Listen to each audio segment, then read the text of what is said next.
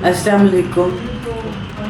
पंजाब का कल्चर इन्ना डूंगा इन्ना रंगा रंग है कि अज तक हाथा करना ਉਹਦਾ ਜਿਹੜਾ ਔਖਾ ਹੋ ਰਿਹਾ ਹੈ। ਹੁਣ ਅਸੀਂ ਨਿਕਲੇ ਹਾਂ ਇਸ ਕੰਮ ਪਿੱਛੇ ਤੇ ਤੁਹਾਨੂੰ ਸਾਰਿਆਂ ਨੂੰ ਵੀ ਉਧਰ ਧਿਆਨ ਦੇਣਾ ਪਏਗਾ ਇਸ ਵਾਸਤੇ ਕਿ ਤੁਸੀਂ ਸਾਰੇ ਪੰਜਾਬੀ ਹੋ ਤੇ ਹਰ ਪੰਜਾਬੀ ਨੂੰ ਪਤਾ ਹੋਣਾ ਚਾਹੀਦਾ ਹੈ ਮੇਰਾ ਕਲਚਰ ਕੀ ਹੈ, ਮੇਰੀ ਰਹਿਤ ਬਹਿਤ ਕੀ ਹੈ, ਮੇਰੇ ਆਲੇ ਦੁਆਲੇ ਜਿਹੜੇ ਧਰਤੀ ਖਿਲਰੀ ਹੋਈ ਹੈ ਉਹਦੇ 'ਤੇ ਕੀ ਰੰਗ ਵਸਦੇ ਨੇ ਔਰ ਰੱਬ ਨੇ ਕੀ ਨਿਮਤਾਂ ਸਾਨੂੰ ਦਿੱਤੀਆਂ ਨੇ।